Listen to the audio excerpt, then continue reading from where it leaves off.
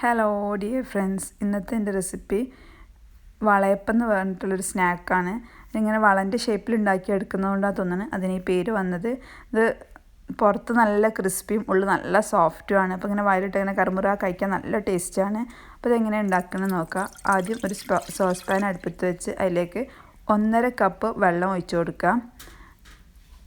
നിങ്ങൾ ഈ channel subscribe ചെയ്യാതെയാണ് കാണുന്നുണ്ടെങ്കിൽ ഒന്ന് ആ സബ്സ്ക്രൈബ് ബട്ടൺ നിൽക്കാം കേട്ടോ. അതിൻ്റെ അടുത്തുള്ള ഓൾ എന്നുള്ള അതും കൂടെ ഒന്ന് നെക്കി കൊടുക്കാം. ഇനി ഇതിലേക്ക് നമുക്ക് ആവശ്യമുള്ള ഉപ്പിട്ട് കൊടുക്കാം. ഇപ്പോൾ അത് നന്നായിട്ട് തിളച്ച് വന്നിട്ടുണ്ട്. നന്നായി തിളച്ച് കഴിഞ്ഞാൽ നമുക്ക് 1 കപ്പ് അരിപ്പൊടി ചേർത്ത് കൊടുക്കുക. അരിപ്പൊടി സാധാ അരിപ്പൊടി നമ്മൾ നൈസ് പത്തിരി ഉണ്ടാക്കില്ലേ അതേ അരിപ്പൊടി ചേർത്ത് കൊടുക്കുക. എന്നിട്ട് നന്നായിട്ട് ഇളക്കുക. അതിൻ്റെ കൂടെ തന്നെ തീ ഓഫാക്കുകയും ചെയ്യുക കേട്ടോ. ഈ അരിപ്പൊടി ഞാൻ വറുത്ത അരിപ്പൊടിയല്ല, സാധാ അരിപ്പൊടിയാണ് എടുത്തത്. തീ ഓഫാക്കിയതിന് ശേഷം ജസ്റ്റ് ഒന്ന് മൂടി വെക്കുക. ഒരു 1-2 മിനിറ്റ്, അധികം ഒന്ന് മൂടി വെക്കണ്ട. എന്നിട്ട് അതൊരു വലിയൊരു പ്ലേറ്റിലേക്ക് ഇട്ട് കൊടുക്കുക. കുഴച്ചെടുക്കാനുള്ള എളുപ്പത്തിനാണ് വലിയൊരു പ്ലേറ്റിലേക്ക് ഇട്ട് കൊടുക്കുന്നത്. അതിലേക്ക് 1 ടേബിൾ സ്പൂൺ കരിഞ്ജീരകവും 1 ടേബിൾ സ്പൂൺ പൊടിച്ച പഞ്ചസാരയും കൂടി ചേർത്ത് കൊടുക്കുക. നന്നായിട്ട് ചൂടോട് കൂടി തന്നെ കുഴച്ചെടുക്കണേ. ഒരു നുള്ള് നെയ്യും കൂടി ചേർക്കുന്നുണ്ട്, 1 ടീസ്പൂൺ നെയ്യും കൂടി ചേർത്തിട്ട് ഒരു സോഫ്റ്റ് കിട്ടാൻ വേണ്ടിയിട്ടാണ് നെയ്യ് ചേർക്കുന്നത്. എന്നിട്ട് നന്നായിട്ട് കുഴച്ചെടുക്കുക.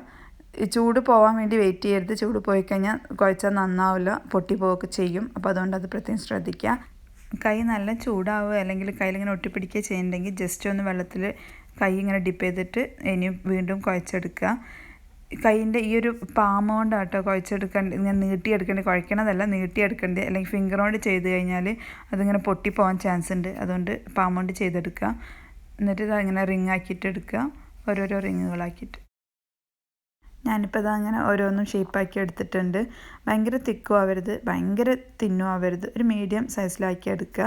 ഇനി നമുക്കൊരു ചീനച്ചട്ടിയിൽ എണ്ണ ഒഴിച്ചിട്ട് അത് ചൂടാൻ വെക്കുക. എണ്ണ നന്നായി ചൂടായി കഴിഞ്ഞാൽ അതിലേക്ക് ഓരോന്നായിട്ട് ഇട്ട് കൊടുക്കുക. ഇനി മീഡിയം ഫ്ലെയിമിൽ വെച്ചിട്ട് വേണം ഇത് ഉണ്ടാക്കിയെടുക്കാൻ. ഇട്ട ഉടനെ തന്നെ മറിച്ചിടരുത്. മറിച്ചിട്ട് കഴിഞ്ഞാൽ അത് പൊട്ടിപ്പോവും. പൊട്ടിക്കഴിഞ്ഞാൽ എണ്ണ അതിൻ്റെ ഉള്ളിൽ കയറും. അപ്പോൾ അത് ശ്രദ്ധിക്കുക.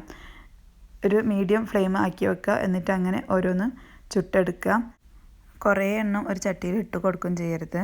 ഒന്നിൻ്റെ മുകളിൽ ഒന്ന് വന്നൊക്കെ ചെയ്താൽ അത് തമ്മിൽ ഒട്ടിപ്പിടിക്കുകയൊക്കെ ചെയ്യും. ഞാനിത് മറിച്ചിട്ട് കൊടുത്തിട്ടുണ്ട്. റെഡി ആയി കഴിഞ്ഞാൽ മറിച്ചിട്ട് കൊടുക്കുക. കുറച്ച് 1-2 മിനിറ്റ് കഴിയുമ്പോൾ റെഡിയാവും. അപ്പോൾ അത് മറിച്ചിട്ട് കൊടുക്കുക. ഇത് അത്യാവശ്യം നല്ല എണ്ണ ഒഴിച്ചിട്ട് വേണേൽ പൊരിച്ചെടുക്കാൻ.